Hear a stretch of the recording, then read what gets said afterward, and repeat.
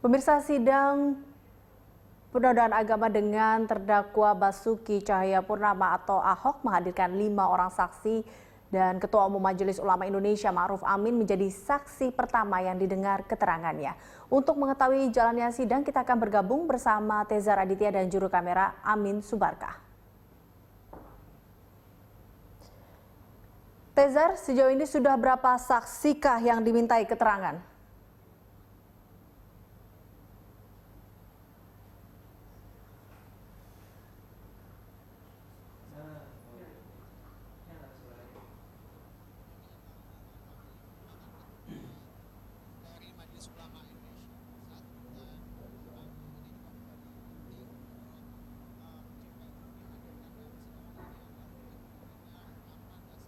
Tezar.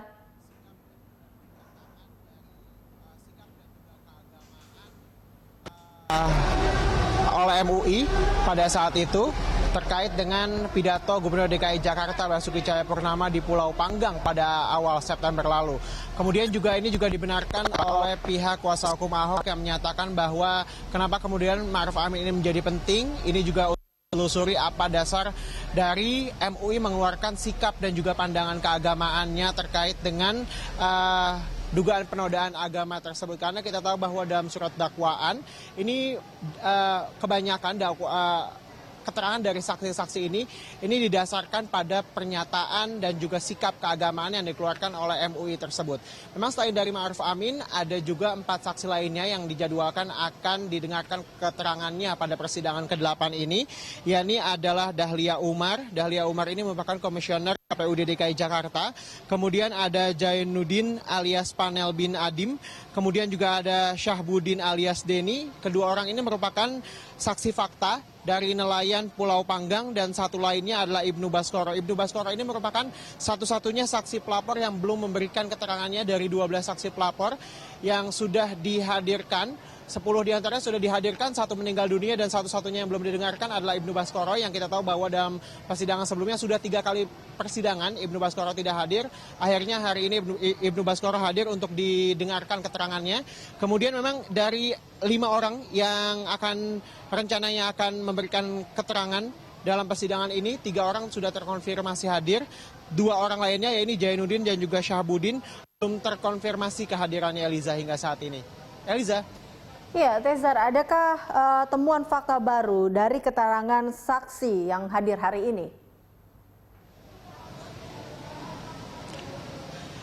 Ya, memang hingga saat ini karena masih Ma'ruf Amin yang diperiksa, memang tadi juga kami sempat mencatat beberapa keterangan dari Ma'ruf Amin yang ditanyakan oleh pihak majelis hakim maupun dari pihak pengacara Basuki Cahayapurnama selaku terdakwa. Yang pertama adalah terkait dari mana ia mengetahui isu penodaan agama. Ma'ruf Amin menjawab ia mengetahui dari televisi dan juga dari media. Ditanyakan pula oleh majelis hakim bagaimana kemudian MUI akhirnya bisa mengeluarkan sikap keagamaan. Yang pertama, dari keterangan Ma'ruf Amin, ini merupakan respon dari komisi-komisi di MUI. Ada 4 komisi yang kemudian hasilnya diserahkan kepada harian lalu diputuskan. Dan keluarnya pendapat dan juga sikap keagamaan oleh MUI ini melalui proses yang cukup panjang dari investigasi, penelitian, pembahasan, sampai akhirnya dikeluarkan kesimpulan yang menyebut bahwa ada unsur penghinaan agama dalam pidato yang disampaikan oleh Basuki Cahayapurnama di Kepulauan Seribu pada awal September lalu itu. Kemudian juga akhirnya Ma'ruf Amin juga mengatakan bahwa pendapat dan sikap keagamaan ini posisinya lebih tinggi dibandingkan dengan fatwa yang dikeluarkan MUI. Karena jika fatwa ini tidak harus melalui investigasi, sikap dan pandangan pendapat keagamaan ini harus melalui proses investigasi dan juga rapat dari komisi-komisi di MUI. Kemudian juga ditanyakan oleh hakim berapa lama sampai akhirnya keluar sikap dan juga pendapat agama. Ma'ruf Amin menjawab bahwa prosesnya membutuhkan 11 hari dari 1 Oktober hingga 11 Oktober. Kemudian juga tadi hakim menanyakan sebenarnya sikap keagamaan ini ditujukan kepada siapa? Apakah ditujukan kepada Ahok? Apakah ditujukan kepada penegak hukum? Dan Ma'ruf Amin menyatakan bahwa sebenarnya sikap keagamaan ini ditujukan kepada penegak hukum untuk meredam kegaduhan yang ada di dalam masyarakat. Ditanyakan juga kemudian ada berapa banyak sebenarnya produk yang dikeluarkan oleh MUI.